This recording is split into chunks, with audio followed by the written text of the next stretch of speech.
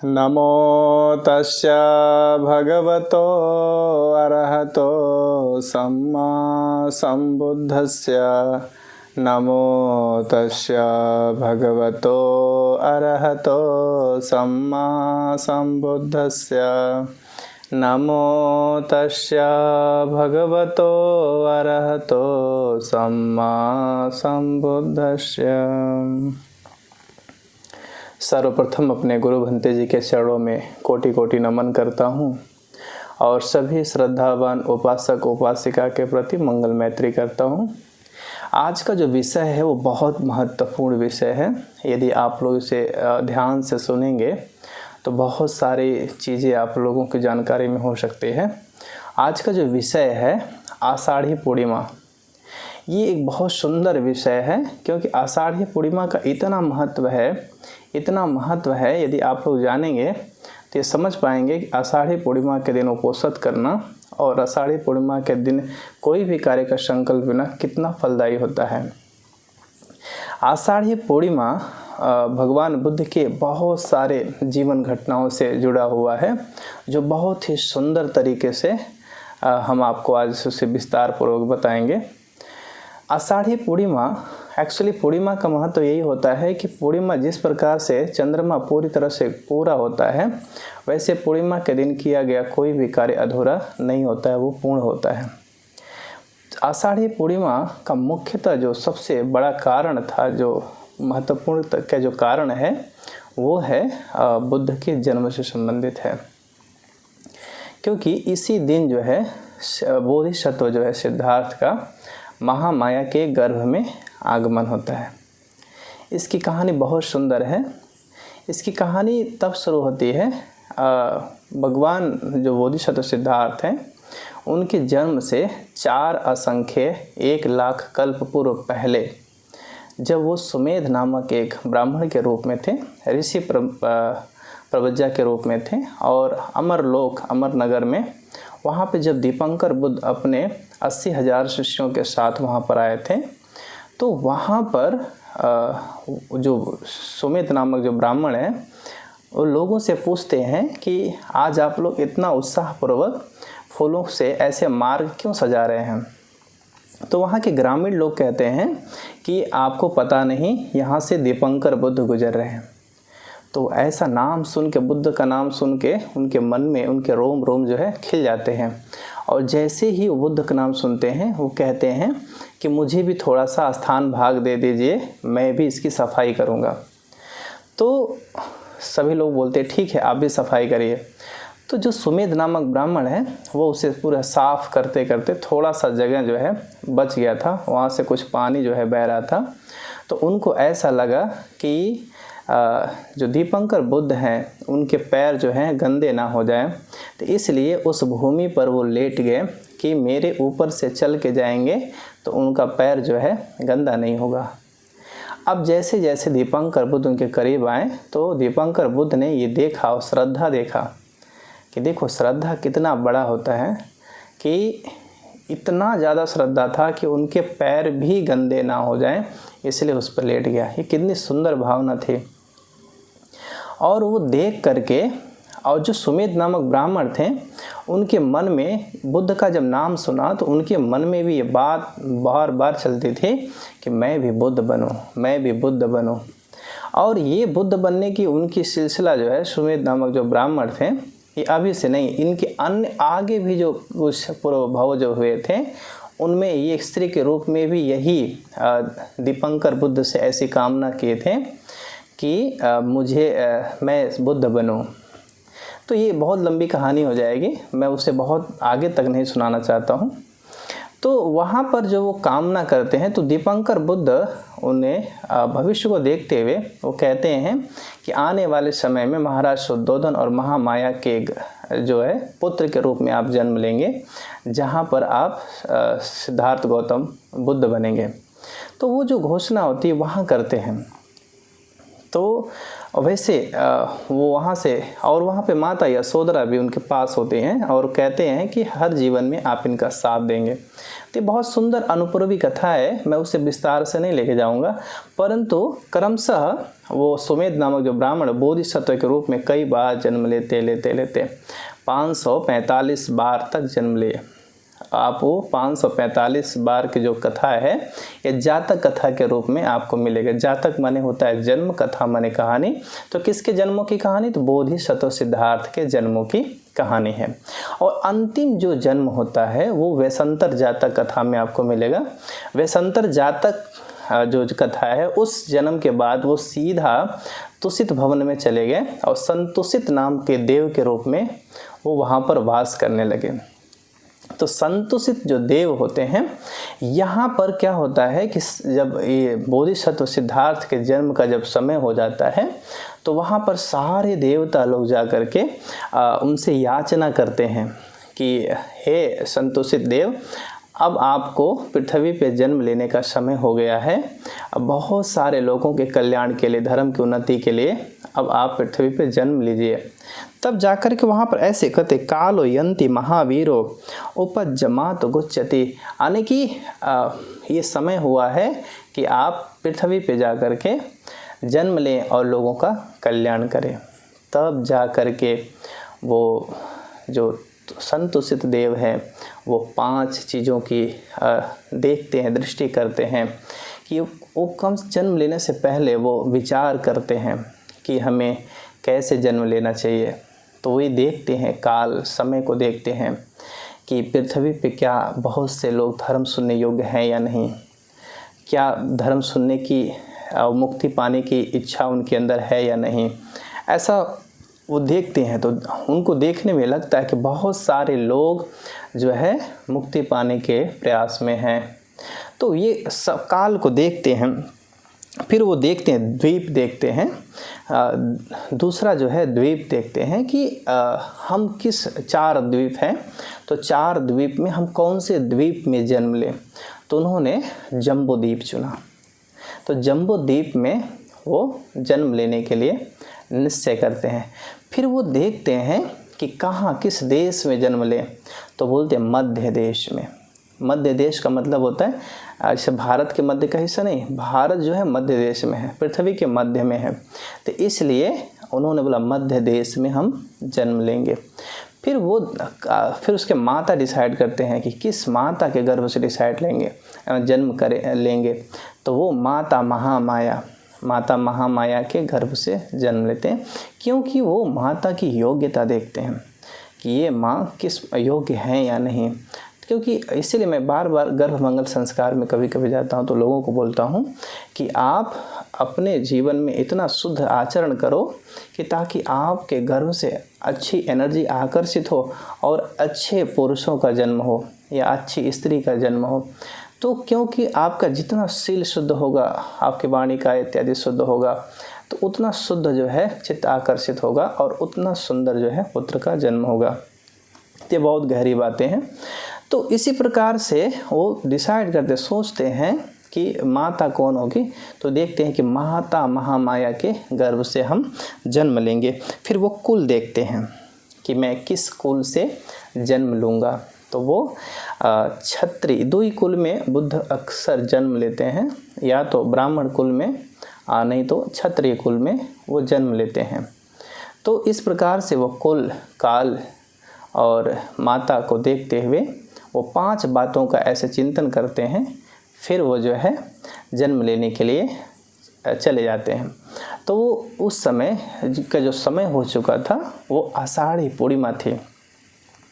आषाढ़ी पूर्णिमा से 7 दिन पहले 7 दिवसीय उत्सव किया जाता था, जो हमेशा आषाढ़ी पूर्णिमा तक किए जाते थे। क्योंकि शाक्य कुल में एक उत्सव होता था वप्रमंडल उत्सव, और वप्रमंडल उत्सव ये आषाढ़ी पूर्णिमा से 7 दिन पहले से शुरू होता था और पूर्णिमा के दिन ये वप्रमंडल उत्सव पूरा जो है समाप्त होता था।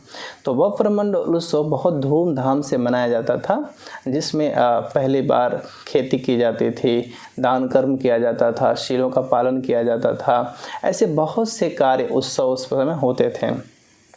तो माता महामाया जो है इसी चीज़ की तैयारी करती हैं और वो जो है वप्रमंडल उत्सव के 7 दिन तक उपोषण धारण करती हैं और उपोषण धारण करने के बाद दान कर्म करती, शील कर्म करती हैं।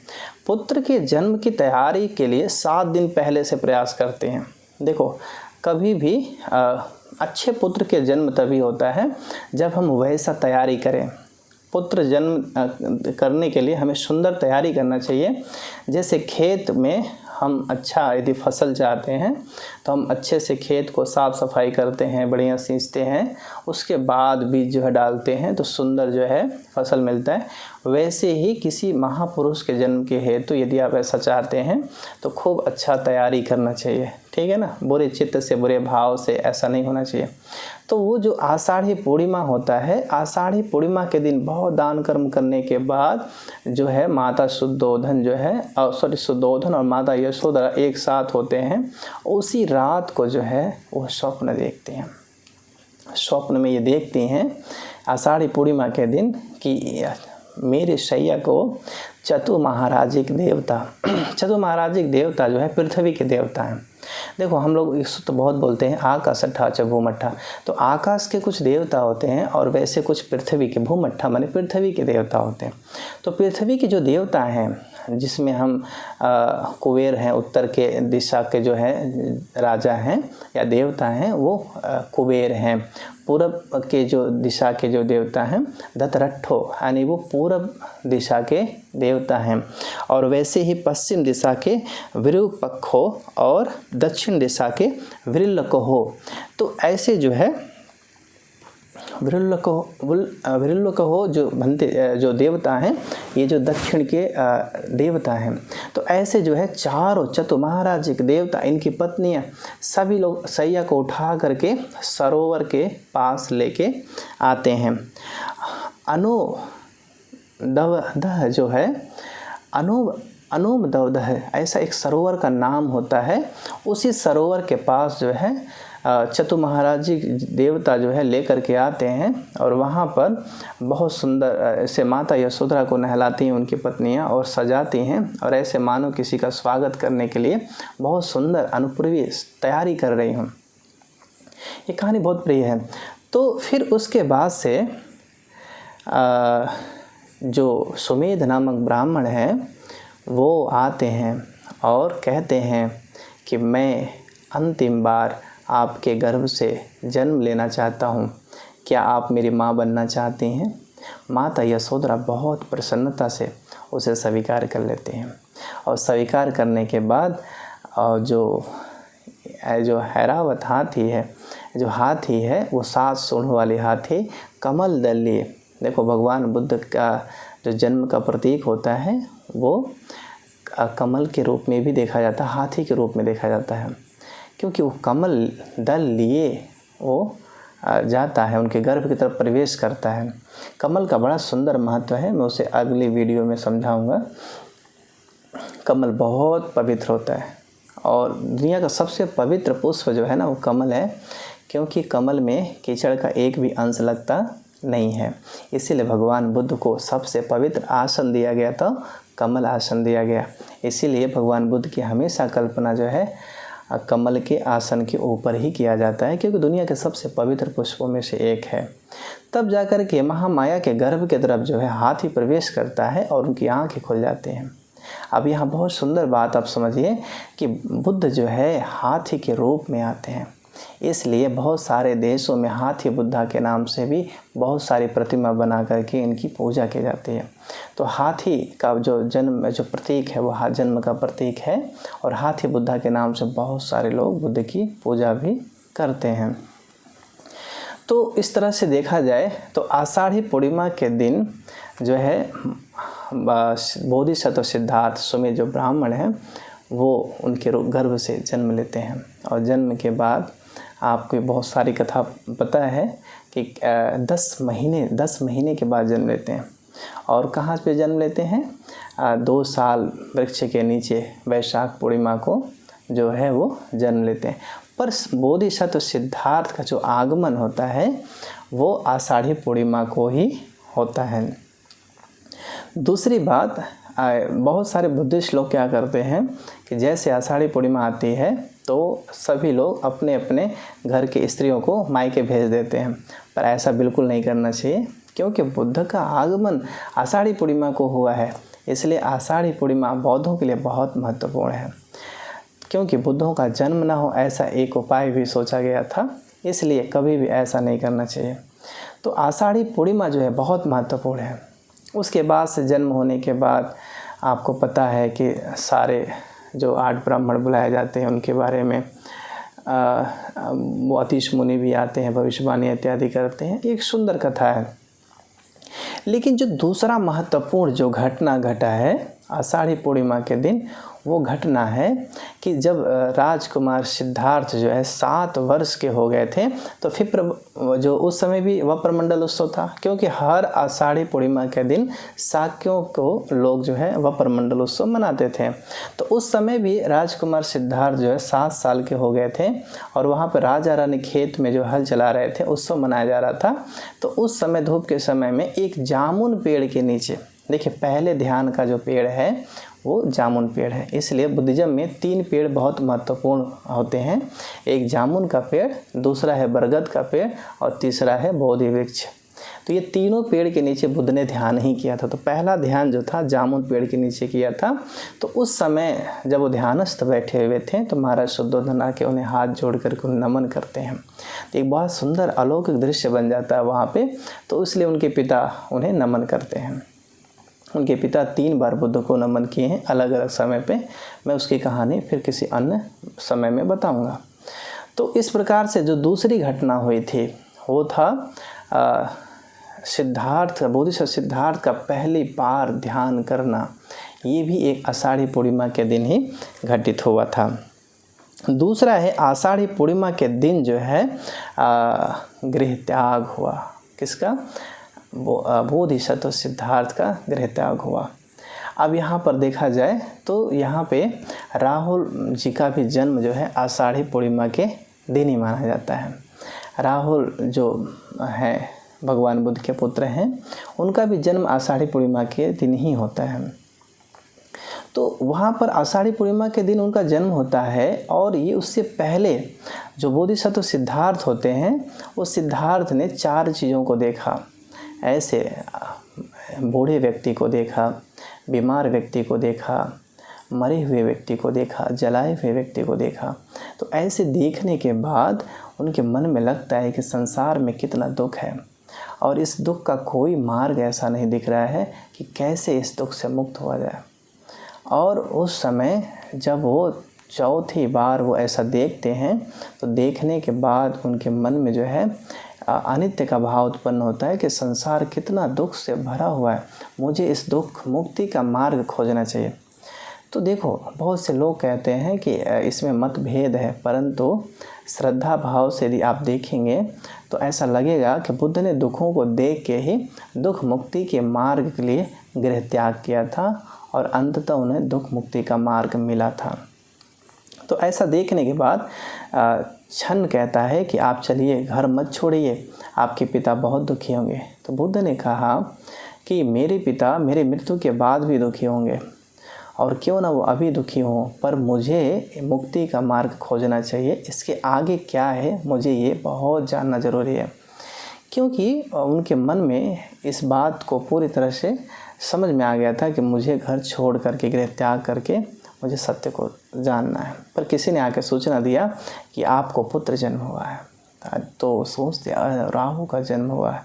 राहु माने बाधा होता है कि बाधा का जन्म हुआ है। यदि मैं पुत्र मुँह में पड़ा और पुत्र को देखा तो मुझे, मेरे मन में एक और जो है पुत्र मोह उत्पन्न होगा, इसलिए मुझे अभी घर छोड़ देना चाहिए।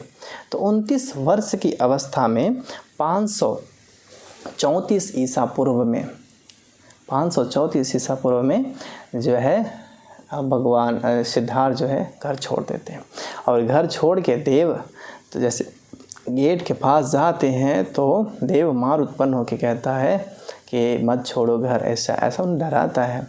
तो भगवान वहाँ भी डरते नहीं हैं, और वो उनका बहुत सारा संवाद होता है और रिप्लाई करके चले जाते हैं वहाँ से। तो इस प्रकार से देखा जाए तो भगवान बुद्ध का जो है गृह त्याग जो है वो आषाढ़ी पूर्णिमा के दिन ही हुआ था। दूसरा है धम्मचक्र प्रवर्तन। ये बहुत सुंदर है कि जब उन्होंने गृह त्याग कर दिया तो गृह त्याग करने के बाद क्रमशः 6 वर्ष की कठोर तपस्या किया, और कठोर तपस्या करने के बाद वहाँ पर उन्होंने देखा उसके बाद से उन्हें कुछ मिला नहीं, ऐसा कोई ज्ञान नहीं मिला। उन्होंने क्रमशः बहुत सारे आचार्यों के पास गए, जैसे रामोदक बुद्ध जो हैं इनके पास भी गए। तो ऐसे बहुत सारे आचार्यों के पास जाते हुए क्रमशः उन्होंने पंचवर्गीय भिक्षुओं के साथ मिलकर कठोर तपस्या किया, परंतु तपस्या करने के बाद कोई जैसे फल नहीं मिला, क्योंकि उन्होंने कठिन तपस्या शुरू किया था। शरीर को क्लेश करने का, शरीर को सताने का, शरीर को अतकील मथान योग हो, ऐसा अपने शरीर को दुख देने वाला जो साधना था उन्होंने उसे छोड़ दिया। तो जब जो वहाँ की ग्वालिनी जो सुजाता है, सुजाता ने उसने कई बार उस बट वृक्ष देवता को पूजा किया था कि मेरे पुत्र और पति सकुशल मिले तो मैं ये पूजा करूँगी। तो वो ऐसे कई बार वो बट वृक्ष की पूजा की थी। तो इस समय बोधिसत्व सिद्धार्थ जो है उसी बट वृक्ष के नीचे थे, तो उन्होंने खीर जो है उन्हीं को दिया। वो जो पात्र है उसकी बड़ी सुंदर भी कहानी है, और वो पात्र जो है भोजन करने के बाद वो पात्र जो है धारा के विपरीत जाता है, वो गिर जाता है और उसी नागलोक में उत्पन्न होता है। परंतु ये जो पंचवर्गीय भिक्षु हैं वो ये देखते हैं कि अरे ये तो भोजन कर लिया, पथभ्रष्ट हो गया, अब इसे ज्ञान प्राप्त नहीं होगा, मुझे छोड़ देना चाहिए। तो पंचवर्गीय जो भिक्षु हैं उनका साथ छोड़ देते हैं। परंतु यहाँ सुंदर बात ये है कि उसमें से कौंडिन्य बनते भी रहते हैं। ये कौंडिन्य वही हैं जो सिद्धार्थ के आचार्य भी रहे, और उन्होंने बचपन में जन्म का जो स्वप्न, जो महामाया ने स्वप्न बताया था, तो उस समय भी कौंडिन्य ने ये भविष्यवाणी किया था कि निश्चित रूप से ये बुद्ध बनेंगे, और उसी समय वो गृह त्याग करके सिद्धार्थ का बुद्ध बनने का इंतजार कर रहे थे। परंतु जो भविष्यवाणी किया था कि निश्चित रूप से बुद्ध बनेंगे, वो जब सिद्धार्थ ने भोजन कर लिया तो उनको भी अपने भविष्यवाणी पे भरोसा नहीं रहा। अरे ये तो भोजन कर लिया, मुझे लगता है मेरी भविष्यवाणी गलत हो गई और मैंने गलत भविष्यवाणी कर दिया था, और अंत में उन्होंने भी साथ छोड़ दिया। अब उन्होंने देखा कि मैं क्या करूं, तब उन्हें याद आया, अरे बचपन में मैंने एक बार आनापान किया था। तो उन्होंने अपने बचपन की उस बातों को याद किया कि हाँ एक बार आनापान किया था। तो उन्होंने उसी क्रम से आनापान और विपश्यना के माध्यम से वज्रासन पे बैठते हैं और कहते हैं मेरे खून हड्डी ईमान सब इसी में सूख जाए, पर अब मैं इस आसन से नहीं उठूँगा। और जैसा ये संकल्प करके वो बैठते हैं कि देव मार उत्पन्न हो जाता है। वो बहुत उनको परेशान करता है, कभी आग, कभी पानी, कभी हवा, कभी ऐसे डराना। और सहस्त्र आप सुने होंगे, बाहो सहस्र विनिमित सायुधंतं गिरि मेखलं उदित घोर शशेन मारं। गिरि मेखला नामक हाथी पर मार सवार होके आता है, और वहाँ भी बहुत सारा प्रलोभन, स्त्री, राज सब कुछ देने की कोशिश करता है, पर बुद्ध उन किसी भी बातों से विचलित नहीं होते हैं और कहते हैं ऐ मार तुम हमारा कुछ नहीं बिगाड़ सकते, मैं परम दानवीर हूँ, प्रज्ञावान हूँ, वीर्यवान हूँ, और ऐ मार तुम हमारा कुछ बिगाड़ नहीं सकते, मेरे इरादों को बदल नहीं सकते। तो उस समय बुद्ध ने जो है पृथ्वी पे हाथ रखा और कहा कि इस सारे कर्म का जो साक्षी है वो पृथ्वी है। तो जैसे पृथ्वी पे हाथ रखा कि सारा मार अंतर ध्यान हो गया। मार बहुत पावरफुल है। अंत में जो देव मार है यही तब प्रतिक्रिया करता है जब कोई इस लोक को छोड़ने की कल्पना करने लगता है। तो देव मार जो है उत्पन्न 5 प्रकार के मार हैं, और 5 प्रकार के मार को बुद्ध ने उस बोधि वृक्ष के नीचे हरा दिया था। तो इस प्रकार से वो ज्ञान प्राप्ति करने के बाद वो इस दिशा में निकलते हैं जहाँ पे पंचवर्गीय भिक्षु होते हैं। कहानी बहुत लंबी है।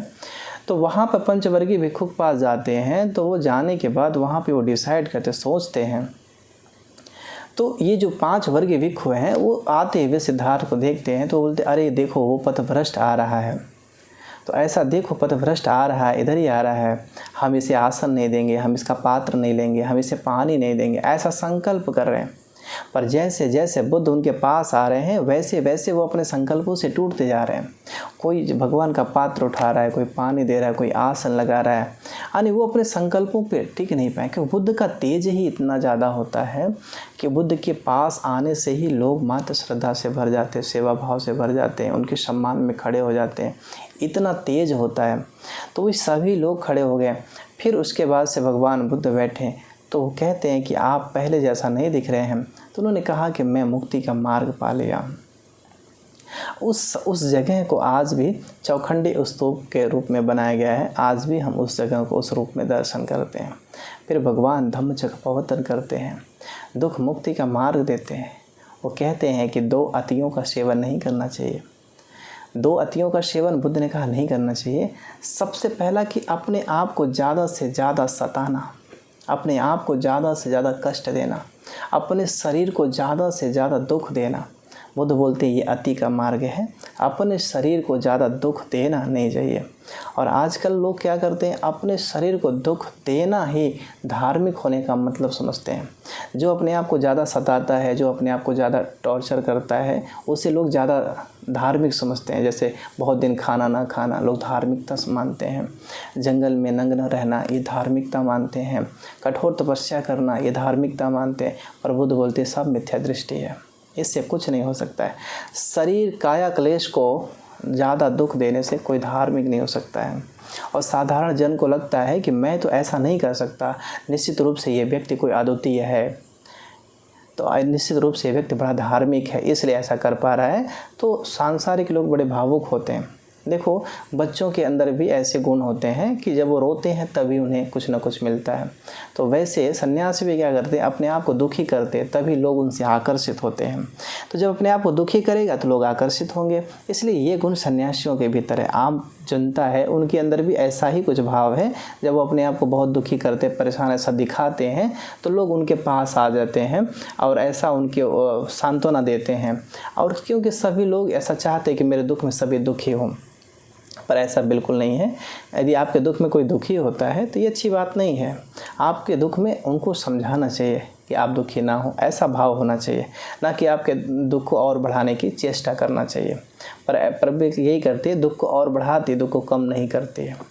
तो भिक्षु संघ अपने बुद्धि से, अपने ज्ञान विवेक से दुख की कंडीशन में भी आपको सांत्वना देते हैं, समझाते हैं, ना कि दुखी होकर के आपके दुख को बढ़ाने का प्रयास करते हैं। तो इस तरह से जो आषाढ़ी पूर्णिमा थी, आषाढ़ी पूर्णिमा को भगवान बुद्ध ने धम्मचक्र प्रवर्तन किया और कहा कि काम सुखल कान योगो हीनो गम्मो पोथिजनिको, यानी जो बहुत भोग विलासी है, सुख में जीवन जी रहा है, वो भी अच्छा नहीं है, वो सम्यक नहीं है। तो इस भगवान ने कहा 2 अतियों का सेवन न करते हुए हमें 4 आर्य सत्यों का दर्शन करना चाहिए और इन दुखों को देखना चाहिए। दुख को देखने के बाद, सत्य को देखने के बाद मनुष्य का जो भाव है वो लोभ द्वेष मोह से धीरे धीरे मुक्त होने लगता है। इसलिए बुद्ध कहते जाति पे दुख, जरा पे दुखं, व्याधि पे दुखो, मरणम पे दुखं, सम पे यही विप योगो दुखो, पे यही विप योगो दुखो, यम पे जलपति तम पे दुखं, पंच प्रधान खंधा दुखात, यानी सारा दुख ही दुख है। भगवान ने दुख बताया, दुख का कारण बताया कि ये तृष्णा और अविद्या, इन दोनों की वजह से दुख उत्पन्न हो रहा है। यदि तृष्णा और अविद्या इन दोनों को नष्ट कर दिया जाए तो ये दुख नहीं होगा। तो उसका निरोध के साथ साथ मार्ग बताया। ये जो आर्य अष्टांगिक मार्ग पे चलता है वो सारे दुखों से मुक्त हो सकता है। तो बुद्धों ने हमेशा आर्य अष्टांगिक मार्ग की जो है गवेषणा किया है, धम्मदेशना दिया है। इसीलिए बुद्धों की कभी कभी पूजा जो है 8 बार पुष्प जो है देकर किया जाता है। दीपांकर बुद्ध ने भी सुमेध नामक जो ब्राह्मण थे उनको 8 बार पुष्प चढ़ा करके जो है उनका वंदन किए थे, क्योंकि हर बुद्ध आने वाले समय में आर्य अष्टांगिक मार्ग का जो है धम्मोपदेश करता है। इसलिए बुद्धों को कभी कभी हमें 8 बार पुष्प चढ़ा करके उनकी पूजा करनी चाहिए। तो इस तरह से देखा जाए तो वो जो सिद्धार्थ हैं, भगवान बुद्ध हैं, धम्मचक्र प्रवर्तन करते हैं। यहाँ पे सारे देवता लोग आते हैं, पृथ्वी के देवता हैं, 6 प्रकार के देव लोग, 16 प्रकार के ब्रह्म लोग, 4 प्रकार का रूप ब्रह्म लोग, सभी लोग आके कहते हैं ये जो धम्मचक्र प्रवर्तन है ये कोई इसे विपरीत दिशा में बदल नहीं सकता है, ना कोई ऐसा ब्राह्मण है, कोई श्रमण, ऐसा कोई देव है, कोई ऐसा मार है जो इस धम्म चक्र प्रवर्तन को घुमा सकता है, ना परिवर्तित कर सकता है। ये केवल सम्यक संबुद्ध ने धम्म चक्र प्रवर्तन किया है। तो इस प्रकार से देखा जाए तो धम्म चक्र प्रवर्तन तथागत बुद्ध ने किया और लोक कल्याण के लिए किया। तो ये भी जो घटनाएं हैं, ये घटना जो है आषाढ़ी पूर्णिमा के दिन ही घटित होता है। इसके बाद भगवान बुद्ध की और आगे घटनाएं होती हैं। एक घटना है यमक प्रतिहार्य।